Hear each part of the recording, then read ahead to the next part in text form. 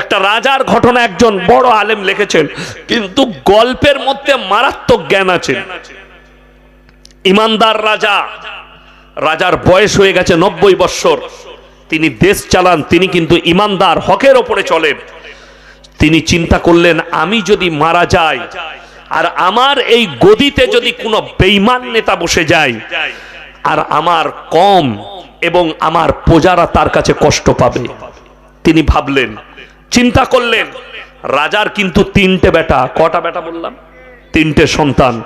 তিনি চিন্তা করলেন, তাহলে আমাকে বেঁচে থাকতে থাকতে রাজত্ব কেউ কি দিতে হবে? ইমানদার বাদশাকে চুজ করতে হবে। আচ্ছা বলুন তো, এই যুগে কোনো বাপের বেটা আছে যে রাজা হবে, সে তার বেটাকে বাদ দিয়ে অন্য কেউ কি রাজা বানাবে? এই রাজার ঈমান দেখলেন, তিনি এলান করলেন, গোটা শহরে দেশেতে এলান করে দিলেন, হে আমার প্রজারা এলান করো, আমি বাদশা এলান করছি, তোমাদের মধ্যে থেকে আমি একজন ইমানদার বাদশা নিযুক্ত করব। যতগুলো আমার দেশের 25 থেকে 30 বছরের যুবক আছো, সবাই অমুক তারিখে আমার রাজ দরবারে হাজিরি দাও। সমস্ত 25 থেকে 30 বছরের যুবক রাজার দরবারে হাজির। এরপরে রাজা বললে, শোনো, তোমাদের কাছে একটা পরীক্ষা নেব, পরীক্ষাটা হবে 1 বছর যাবত। কতদিন? 1 বছর, মানে 12টা মাস। সেই পরীক্ষার পরে আমার কাছে যে পাশ করবে তাকেই আমি রাজত্ব দান করব। বললে ঠিক আছে। কি পরীক্ষা? তিনি 1 বস্তা বীজ বার করলেন, ফলের বীজ। বলে ঢেলে দাও, এই প্রত্যেকটা ছেলে একটা করে ফলের বীজ নিয়ে যাও, যার গাছটা 1 বছর পরে সব থেকে সুন্দর হবে আমি তাকেই রাজত্ব দান করব। সমস্ত যুবক একটা করে নিয়ে গেল। লাস্টে একজন ইমানদার ছেলে, কৃতদাস, লোকের বাড়িতে কাজ করে, তার মা, বুড়ি মা আছে বাড়িতে, তার নাম মাহমুদ। সে লাস্টের বীজটা কুড়িয়ে নিয়ে গেল, একটাই বীজ। মাকে গিয়ে বললে, মা, রাজা এলান করেছে 1 বছর পরে যার গাছটা সুন্দর হবে তাকে আল্লাহ রাজা তাকে রাজত্ব দান করবেন, কুরসিটা দিবেন। আমি চাই এই রাজত্ব যেন আমি পাই। কিভাবে গাছ লাগাবো? মা বলে দিল, বাপ, একটা পাত্র নাও, সেই পাত্রে মাটি দাও, বীজটা রোপণ করো। পানি দিতে লাগলো। বীজ রোপণ করার পরে 3 মাস হয়ে গেল। সমস্ত রাজ্যের যুবকদের, এমনকি রাজার 3টে সন্তান, তাদেরও গাছ বেরিয়ে গেছে। সমস্ত ছেলের টবেতে গাছ বেরিয়েছে, কিন্তু মাহমুদের টবেতে কোনো গাছ বের হয়নি। মাহমুদ আল্লাহর কাছে নামাজের পাটিতে কানলেন, ওগো আল্লাহ, আমি হকের ওপরে টিকে আছি, আমি হকের পথে চলি, আমি ইমানদার, আমার টবেতে কেন গাছ বের হয়নি? 6 মাস কেটে গেল, 9 মাস, এমনকি 12টা মাস কেটে গেছে, কিন্তু মাহমুদের টবেতে কোনো গাছ বের হয়নি। মাহমুদ পানি দিয়ে যায়। এরপরে বাদশা এলান করলেন, হে আমার রাজ্যের যুবকেরা শোনো, অমুক তারিখে তোমরা সবাই নিজের নিজের গাছ নিয়ে আমার রাজ দরবারে হাজিরি দাও। সবাই ওই তারিখে আসবে। মাহমুদ ফজরের নামাজ পড়ে বাড়িতে গিয়ে মন মারা হয়ে বসে আছে। মা বললেন, বাবা কি হয়েছে? মা, আজকে তো বাদশা ডেকেছে, গাছ নিয়ে 1 বছর হয়ে গেছে, আমার টবেতে গাছ নেই, আমি কি নিয়ে যাব? মা বললে, বাবা, মাহমুদ, তুমি হকের উপরে টিকে আছো, তুমি এই খালি টবটা নিয়ে চলে যাও। মা, আমাকে পাগল বলবে লোকে। বললে, আমি মা হুকুম দিচ্ছি, তুমি নিয়ে যাও। সে মায়ের হুকুম পালন করলো। খালি পাত্রটা, খালি মাটি আছে আর কিছু নেই, সেটা নিয়ে একবারই গিয়ে দাঁড়িয়েছে পেছনে। বাদশা এলেন, সিংহাসনে বসলেন, সমস্ত গাছগুলো পরিদর্শন করলেন, সবারই গাছ ঠিক আছে, দেখে নিলেন। এরপরে বললেন, হে আমার রাজ্যের যুবকেরা শোনো, তোমাদের মধ্যে আমি পেছনে একজনকে দেখতে পাচ্ছি যার টবে কোনো গাছ নেই। তোমার নাম কি? বললে, হুজুর, আমার নাম মাহমুদ। বললে, তুমি তোমার ওই খালি টব নিয়ে আমার কাছে চলে এসো। ভয়ে ভয়ে, রাজা আমাকে মারবে না কেটে দেবে, ভয়ে ভয়ে টবটা নিয়ে এসে নামিয়েছে। এসে বলছে, রাজা, আল্লাহর কসম, আমি একজন ইমানদার ছেলে, আমি বীজ রোপণ করেছি, পানি দিয়েছি, জানি না কেন গাছ বের হয়নি। রাজা মুচকিয়ে হাসলেন আর বললেন, মাহমুদ তুমি ভয় খাচ্ছ, ভয় খেও না, আল্লাহকে ভয় করো। এরপরে সমস্ত যুবকরা হাসছে কাকে দেখে? মাহমুদকে দেখে, এটা পাগল, এর কোনো গাছ নেই, চলে এসছে। এরপরে মাহমুদকে বললে, তুমি উঠে এসো, সিংহাসনের কাছে এসো। বাদশা দাঁড়িয়ে গেলেন আর মাহমুদকে বললে, আমার সিংহাসনে বসো। মাহমুদ বসে গেল, ভয়ে ভয়ে বসছে মাহমুদ, ভয় লাগছে কিন্তু বসলো।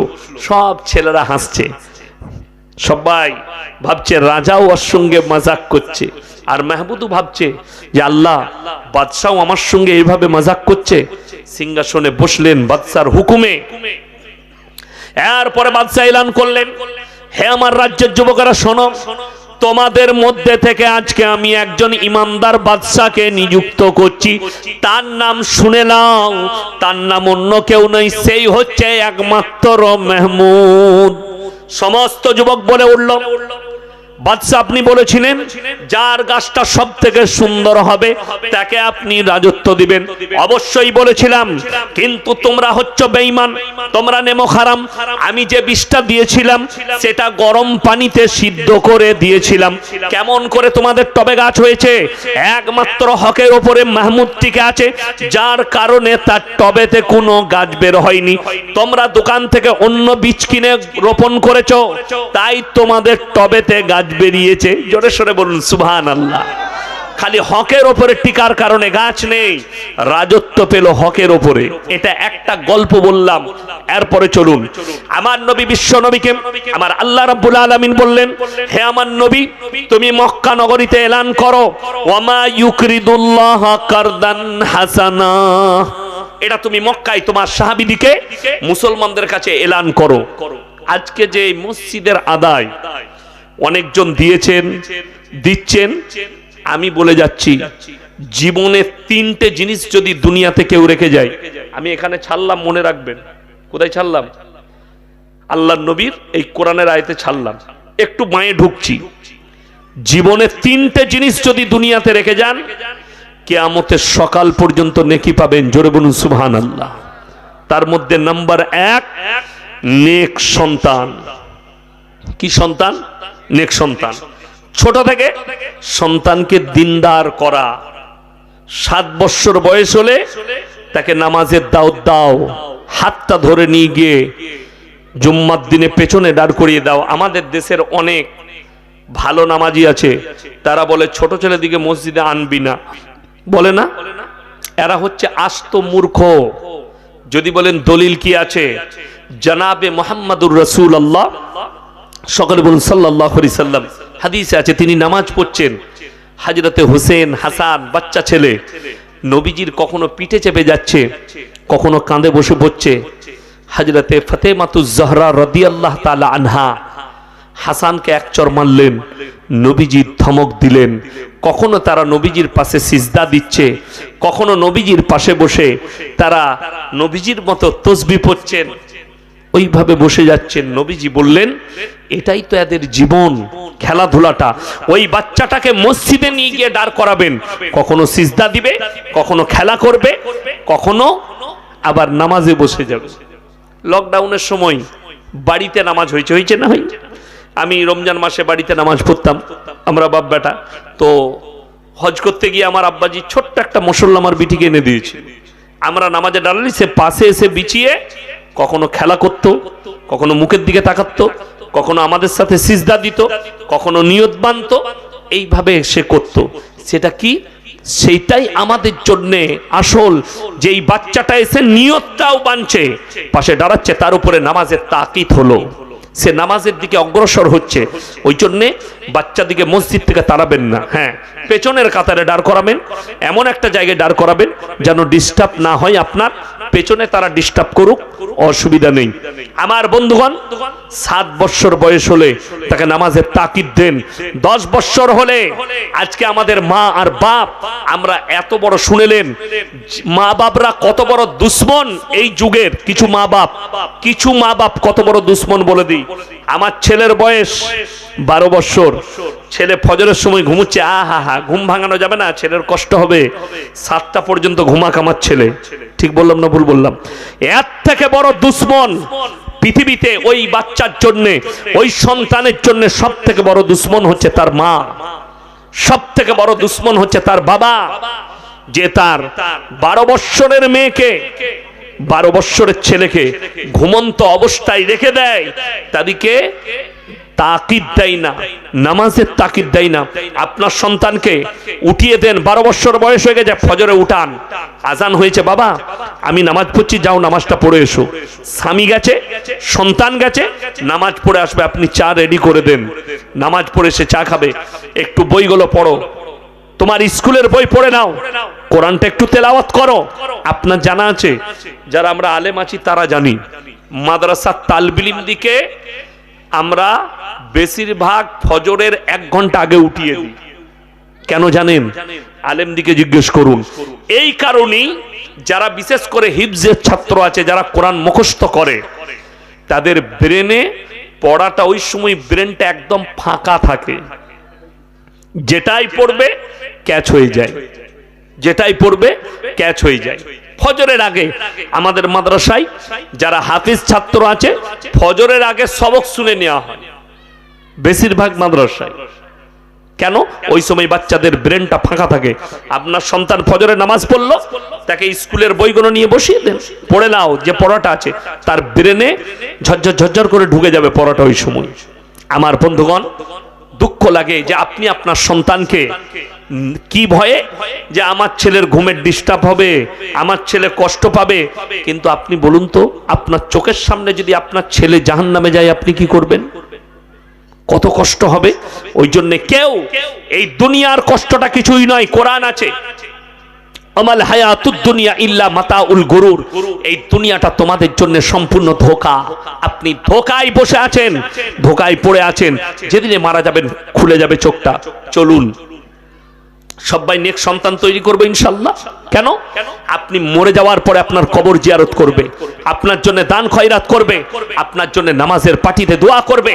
কোন নেক সন্তান সে যদি নামাজের পাটিতে আল্লাহকে বলে, আল্লাহ আমার আব্বাজি চলে গেছে, তোমার পেয়ারা হয়ে গেছে, আমার আব্বাজিকে ক্ষমা করে দাও, হাদিসে আছে তার চোখের পানিটা গালে গড়ানোর আগে আল্লাহ তার দোয়াকে কবুল করবেন। জোরে বলুন সুবহানাল্লাহ।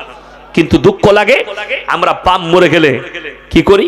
একজনের বাপ মারা গেছে, মসজিদের দরজায় দাঁড়িয়ে আছে ফজরের পরে। কেন? ইমাম সাহেব বেরুবে, হুজুর আমার বাপের কবর জিয়ারত করতে হবে, ও জানে না। ইমামকে ভাড়া করে নিয়ে যাচ্ছে, মৌলবি ভাড়া করে নিয়ে যাচ্ছে। তুমি এমন সন্তান দাঁড় করিয়েছো যে তোমার জন্য কবর জিয়ারত করতে পারবে না। নেক সন্তান তৈরি করো যে দান করবে তোমার নামে, যে কবর জিয়ারত করবে। বাপ মরে গেলে বাপের জানাজাটা যেন পড়াবার ক্ষমতা থাকে। আজকে দুঃখ লাগে, জানাজা পড়াতে হবে না, ইমাম পড়াবে, কবর জিয়ারত করতে পারে না, বাপের জন্য দোয়া করতে পারে না, নামাজ পড়ে না, তা দোয়া করবে কি করে? আমার বন্ধুগণ, নাম্বার 2, সাদকায়ে জারিয়া। এই মসজিদে যতজন দান করেছেন, মসজিদের একটা ইট দিলে, বালি দিলে, সিমেন্ট দিলে, কিয়ামতের সকাল পর্যন্ত আপনি কবরে শুয়ে শুয়ে নেকি পাবেন। জোরে বলুন সুবহানাল্লাহ। আপনি সিমেন্ট দিয়েছেন, টাকা দিয়েছেন, পয়সা দিয়েছেন, নবীজি বলেছেন জাকিরা, গচ্ছিত সম্পদ। কিয়ামতের দিনে মানুষ কাঁদবে, আমি যদি আরো কিছু টাকা দান করতাম আমার জন্য মঙ্গল হতো। আমার বন্ধুগণ, নাম্বার 3, খায়রুকুম মান তাআল্লামাল কুরআন আল্লামাহু। যারা ইলম হাসিল করে অপরের কাছে পৌঁছে দেয়। আজকে আমি বলে গেলাম 5 ওয়াক্তের নামাজ ফরজ, বাবা নামাজ ছাড়ো না। আপনি এই কথাটা আপনার বন্ধুকে পৌঁছে দেন, আপনার পরিবারকে পৌঁছে দেন, আপনার রাস্তাঘাটে বন্ধুর সঙ্গে দেখা হলে পৌঁছে দেন, আপনিও সাদকার নেকি পাবেন, আমি ইয়াসিনও পাবো। তুমি যে কথাটা শুনবে, যেটা শিখবে, যে ইলমটা শিখবে, সেটা লোকের কাছে পৌঁছে দাও। এইটা, এই 3টে আমল দুনিয়াতে কেউ রেখে গেলে কিয়ামতের সকাল পর্যন্ত নেকি পাওয়া যাবে। আমার বন্ধুগণ, আল্লাহ নবী সাল্লাল্লাহু আলাইহি সাল্লাম এলান করলেন, আমার আল্লাহ এলান করালেন, ওয়ামা ইউকরিদুল্লাহ কারদান হাসানা। আল্লাহর রাস্তায় কে কি দান করবে বলো? মক্কার বেঈমান আর কাফেররা তখন অলিতে গলিতে বলতে লাগলো, তোমরা শুনেছো শুনেছো মুসলমানদের আল্লাহ ফকির হয়ে গেছে, বলুন নাউজুবিল্লাহ। এই ভাষা হযরত আবু বকর সিদ্দিক রাদিয়াল্লাহু তাআলা আনহু মক্কার এক গলি দিয়ে পেরিয়ে যাচ্ছেন, দুজন কাফের বসে আছে বেঈমান, তারা বলা বলি করছে, এই আমরা অনেকজনকে দেখে মাজাক করি না, এই কথা বলেন। দুজন বসে আছে আর একটা বন্ধু পেরিয়ে যাচ্ছে, তাকে দেখে মাজাক করে। তো হযরতে আবু বকর সিদ্দিক রাদিয়াল্লাহু তাআলা আনহুকে দেখে মাজাক করে বলছে, এই তুই শুনেছিস মুসলমানদের আল্লাহ নাকি ফকির হয়ে গেছে? নাউজুবিল্লাহ। এই কথা বলার পরে হযরতে আবু বকর সিদ্দিক রাদিয়াল্লাহু তাআলা আনহু বরদাশত করতে পারেননি, বেঈমানকে এক চড় মেরেছে, বেঈমান কাফের বেহুশ হয়ে পড়ে গেছে। খাওয়া দাওয়া করে যাবেন, আর কিছুক্ষণ বাদ দিয়ে দোয়া হবে ইনশাআল্লাহ। যাবেন না, কেউ চলে যাবেন না। আমি আপনাদের কাছে আর 15 মিনিট সময় নিচ্ছি, তারপরে খানা খেয়ে আপনারা যাবেন দোয়াটা নিয়ে। 15 মিনিট আমাকে আলোচনা করতে দেন আমার বন্ধুগণ, আমার ভাই। তো হযরতে আবু বকর সিদ্দিক রাদিয়াল্লাহু তাআলা এক চর মারলেন, বেঈমান বেহুশ হয়ে পড়ে গেল। ওখান থেকে চলে গেলেন হযরতে আবু বকর। বেঈমানের যখন হুঁশ ফিরেছে, সেই দুই বন্ধু মিলে একবারই নবীজি সাল্লাল্লাহু আলাইহি সাল্লামের দরবারে হাজির। আল্লাহ নবী বললেন, কে তোমরা? বললে, আমরা দুজন এই জন্য এসেছি, আপনার একজন সাহাবী, অন্তরের সাহাবী আবু বকরের নামে অভিযোগ আছে। কি অভিযোগ? আমাকে আপনার আবু বকর বিনা কারণে এক চর মেরেছে। নবীজি বললেন, আমার আবু বকর কখনো তোমাকে চর মারতে পারে না। সঙ্গে সঙ্গে উক্তকালী আবু বকর হাজির। আল্লাহ নবী বললেন, হে আবু বকর, তুমি কি এই বেঈমানকে চর মেরেছো? ইয়া রাসূলুল্লাহ, অবশ্যই মেরেছি। আল্লাহর শানে এমন কথা বলেছে, আমি বরদাশত করতে পারিনি। সেই বেঈমান কাফেররা বলছে, मैं अपने माबूदों की कसम खा के कहता हूं मैंने इसे कभी नहीं कहा। সঙ্গে সঙ্গে সে তার রবের কসম খেল। সে যাকে রব বলে মানে, তার কসম খেলো আর বলল, আমি আমার রবের কসম করে বলছি, আমি এই কথা বলিনি, আপনার আবু বকর মিথ্যা কথা বলছে। তার সাক্ষী কোথায় আপনারা বলুন? হযরতে আবু বকরের নাম সিদ্দিককে দিয়েছিলেন নবীজি। সিদ্দিক মানে হচ্ছে সত্যবাদী। আল্লাহ নবী যখন নবুয়ত পেলেন, হযরতে আবু বকরকে জিজ্ঞেস করলেন, হে আবু বকর, তুমি আমার খুব কাছের মানুষ, কাছের বন্ধু, আমি তোমাকে একটা কথা বলবো, তুমি কি বিশ্বাস করবে? বললে, বলো। হে মুহাম্মদ, বললে, আল্লাহ আমাকে নবুয়ত দিয়েছেন, নবী বানিয়েছেন, এটাকে তুমি বিশ্বাস করো? বুকে জড়িয়ে বললে, আল্লাহর কসম আমি বিশ্বাস করি, আমি রবের কসম, আমি কলমা পড়ে নিলাম তোমার উপরে। জোরে বলুন সুবহানাল্লাহ। নবীজি বললেন, তুমি আজ থেকে শুধু আবু বকর নও, তুমি হচ্ছ সিদ্দিক। আবু বকর সিদ্দিক মানে সত্যবাদী, তুমি একজন সত্যবাদী, আল্লাহর কথাকে তুমি সত্য বলে মেনে নিয়েছো। হযরতে আবু বকর চোখে পানি। নবীজি হচ্ছেন বিচারক। আমাদের দেশে তো 500 টাকা দিলে বিচার পাল্টিয়ে যায়, যাই না? যাই না? এক কাপ যদি গাঢ় দুধের ভালো চা খাওয়াতে পারেন, বিচার অটোমেটিক পাল্টিয়ে যাবে। পকেটে গুঁজে দিলে, ড্রেন যদি এরকম যায়, এরকম করে ঘুরিয়ে দিবে আমাদের দেশে। কিন্তু আল্লাহর কসম, বিচারক হচ্ছেন মুহাম্মদ সাল্লাল্লাহু আলাইহি সাল্লাম, আর বিচার হচ্ছে কলিজার টুকরা হযরত আবু বকর সিদ্দিক রাদিয়াল্লাহু তাআলা আনহু। আল্লাহর নবী বললেন, হে আবু বকর, তুমি যদি সাক্ষী না আনতে পারো, আমি বেঈমানকে বলবো তোমাকে মেরে প্রতিশোধ নেবে। আমি বেঈমানকে বলে দেবো তোমাকে মেরে প্রতিশোধ নিয়ে নিবে, তুমি সাক্ষী নিয়ে এসো। বেঈমান বললে, আমার সাক্ষী আছে, আমার বন্ধু হযরত আবু বকরের সাক্ষী কে আছে, ওকে আনতে বলুন। আপনারা বলুন, হযরত আবু বকর হকের উপরে না না হকের উপরে? হকের উপরে। আচ্ছা, হকের উপরে থাকলে ইনি একজন সাহাবী। আগেরটা বললাম বাদশার ঘটনা, গল্প। ইনি একজন সাহাবী। আমার আল্লাহ রাব্বুল আলামিন জিবরিল আমিনকে পাঠালেন, ইন্নাল্লাহা ফাকিরু ওয়া নাহনু আগনিয়া সানাকতুবু মা ক্বালু। হে আমার নবী, আবু বকরের সাক্ষী আমি আল্লাহ নিজে দিচ্ছি। বেঈমান কাফের বেঈমান বলেছে আল্লাহ ফকির। জোরে বলুন নারায়ে তাকবীর। একমাত্র সাক্ষী কে দিলেন? আমার আল্লাহ নিজে হযরত আবু বকরের জন্য সাক্ষী দিলেন। আমি আল্লাহ সাক্ষী দিচ্ছি, হে আমার নবী, বেঈমান কাফের বলেছে আল্লাহ ফকির, আমার আবু বকর হকের উপরে আছে। তোমার আবু বকর হক, এ না হক। আল্লাহর কসম, আপনি যখন হকের উপরে থাকবেন, আল্লাহ আপনাকে জিত দেবে। যারা নামাজি মুসল্লি আছেন, ফজরের নামাজ পড়তে যাচ্ছেন, বাড়ি থেকে জোহরের নামাজ পড়তে যাচ্ছেন, রাস্তায় যদি 5টা মুসলমান ছেলে বসে যদি গল্প গুজব করে, করে আপনার নৈতিক দায়িত্ব, ভাই নামাজ পড়তে চ, নামাজ পড়তে যাবি না? আমাদের দেশের কিছু মুসল্লি আছে, আমি একা নামাজ পড়বো, কে কি করছে গ্রামে, তারা জাহান্নামে যাচ্ছে জাগবো, আমি খালি নামাজ পড়বো আর বাড়ি পালিয়ে আসবো। এই লোক মুমিন হতে পারে না। মুমিন সেই ব্যক্তি, কোরআনে আল্লাহ বললেন, ইয়া আইয়ুহাল্লাযীনা আমানু কুলু আনফুসাকুম ওয়া আহলিকুম নার, হে ঈমানদার ব্যক্তিরা, তোমরা নিজেরা জাহান্নামের আগুন থেকে বাঁচো, তোমার আত্মীয় স্বজন, পাড়া প্রতিবেশী আহলে বর্গকে তুমি বাঁচাও। তোমার প্রতিবেশীতে একজন ছেলে মদ খায়, তাকে নিষেধ করুন হাতে ধরে, ভাই মদ খাস না, জাহান্নামে যাবি, তোকে জাহান্নামে যেতে হবে, তোর পাপ হবে, কবরে আযাব হবে। তার মাথায় হাত বুলিয়ে বুঝান, তার বুকে হাত দিয়ে বুঝান, তার পারিবারিক তাকে বুঝান। আমার বন্ধুগণ, দুঃখ কখন লাগে জানেন? আমার গ্রামে একটা দাসদের ছেলে, বড় গ্রাম আমার, আজকে আমি একটা দেখছিলাম মোবাইলে, একজন হিন্দু মা, তিনি বলছেন যে 500টা মুসলমানের ভেতরে যদি 50টা হিন্দু ভাই থাকে, তারা সুরক্ষিত নয়। খুব তাড়াতাড়ি আমার যেদিনে সময় হবে, আমি গোটা ভারতবর্ষের মানুষকে এই মোবাইলের দ্বারা মেসেজ দেবো। আমি অনেকগুলো ইউটিউবারকে ডাকবো আমার গ্রামে, দিয়ে দেখিয়ে দেবো যে 4000 মুসলিমের ভেতরে একজন হিন্দু কি করে সুরক্ষিত আছে। কত বললাম? কজন হিন্দু? একজন। সে যদি একবার বলে দেয় বাই ক্যামেরা, আমি আমার গ্রামের পুরো বাজারটা আপনাদেরকে দেখাবো, প্রত্যেকটা দোকানের সাক্ষাৎকার নেব। আমি নিয়ত করেছি, কেন? এদেরকে জবাব দেবার জন্য, যারা বলছে 500টা মুসলমানের ভেতরে 50টা হিন্দু সুরক্ষিত নয়। আমার গ্রামে 4500 মুসলিমের ভেতরে 35 ঘর দাস আছে। কত ঘর দাস বললাম? 35। বাগদি আছে 15 ঘর। তারা যদি প্রমাণ দেয় যে আমরা বিশ্বকর্মা পুজো করতে পাই না, আমরা মাইক বাজাতে পাই না, আমরা বিয়েতে মাইক বাজাই না, আমরা সরস্বতী পুজো করতে পাই না, আমি ইয়াসিন যে সংগঠন থেকে আমাকে বলবে, আমি তাদের জুতোর মালা পরবো ইনশাল্লাহ। যদি তারা আমার গ্রামের ওরা প্রমাণ দেয়, বড় কষ্টের সঙ্গে বলছি, আমরা মৌলবি আলেম উলামা, আমরা কতটা স্বচ্ছভাবে আর প্রত্যেকটা ধর্মকে আমরা কিভাবে রেসপেক্ট করি, আমার গ্রামে গেলে আপনি বুঝতে পারবেন।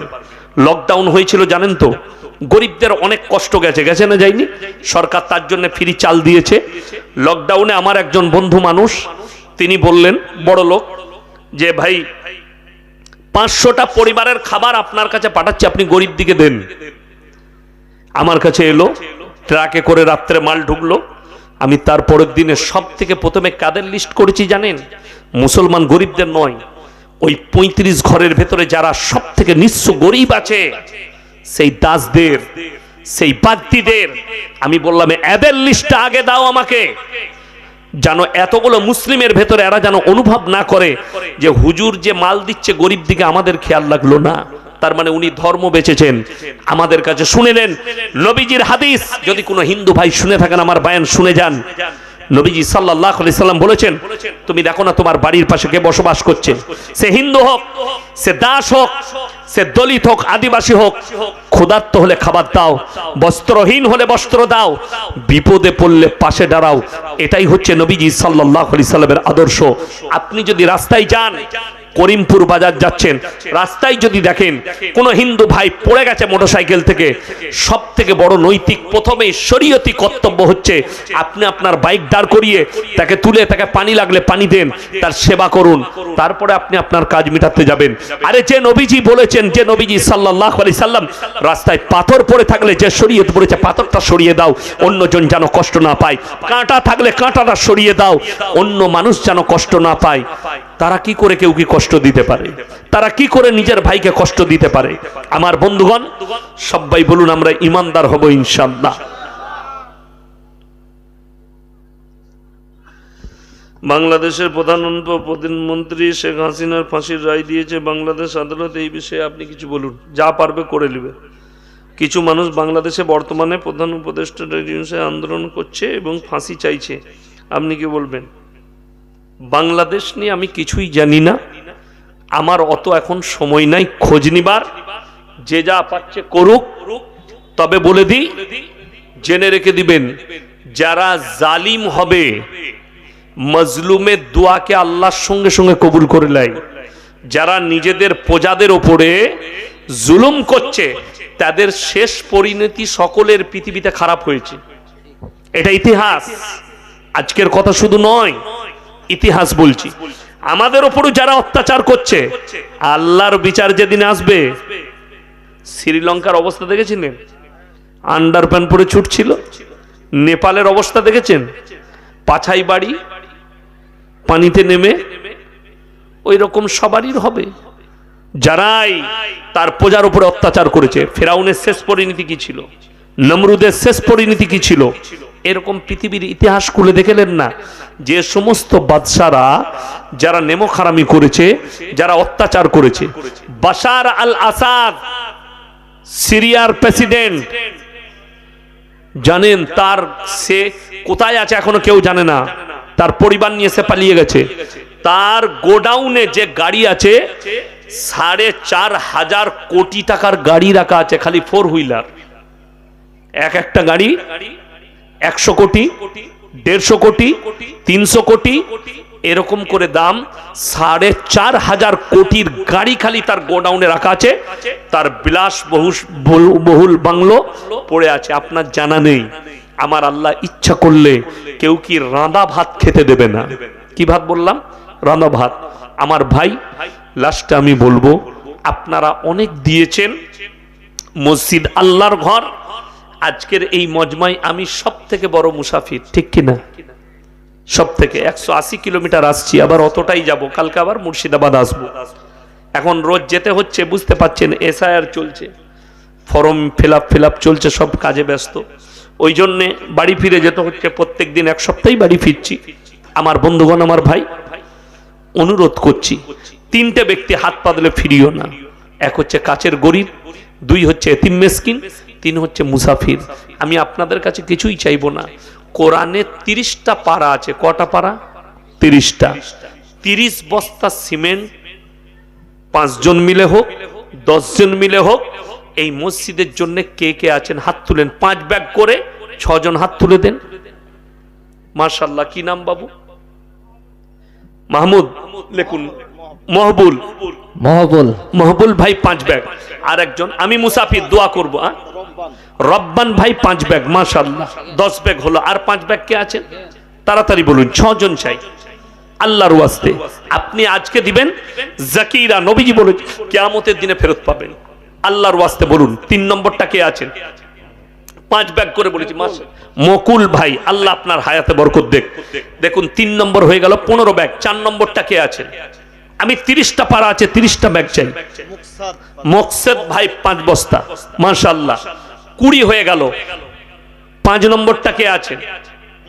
5 নম্বর, এই 5 নম্বরটা কে আছেন? তাড়াতাড়ি বলুন।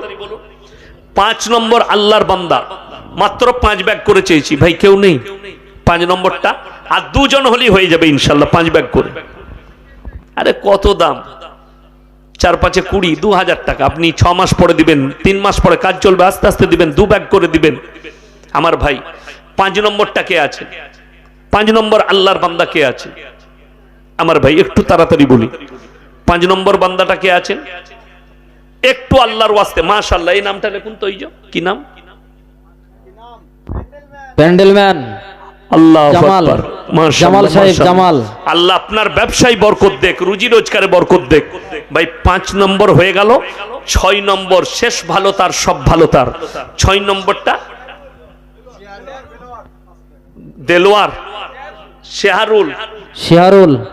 তাইলে তো 35টা হয়ে গেল। দেলোয়ার শেখ। আর এই একটা জিয়ারুল, তাইলে 35টা হয়ে গেল। তাইলে আর 5টা দিয়ে 40টা করে দেন বাপ। আপনি 5 ব্যাগ। মাশাআল্লাহ, 40 ব্যাগ হয়ে গেল। কি? এই দেখেন, ওই দেখেন, মজলিসপুর। কি নাম? এসাদুল শেখ 5 বস্তা। মাশাআল্লাহ, 45 হয়ে গেল। তাইলে আমার বাপ আর 5 ব্যাগ কে আছেন? বনিয়ামিন শেখ 5 বস্তা। মাশাআল্লাহ, 50 ব্যাগ হয়ে গেল। আর কে আছেন? কি নাম? ভাই 50 হয়েছে। আর কে আছেন ভাই? মাত্র 5 ব্যাগ করে বলেছি, তাড়াতাড়ি বলুন। চট জলদি বলুন, তাড়াতাড়ি। 50 হয়ে গেছে, আমি বলবো আর 10টা দিয়ে 60টা করে দেন আল্লাহর ওয়াস্তে। দোকানদার রবিউল শেখ 5 ব্যাগ, মাশাআল্লাহ 55 হয়ে গেল। আর 5 ব্যাগ দিলেই 60টা হয়ে যাবে। আর 5টা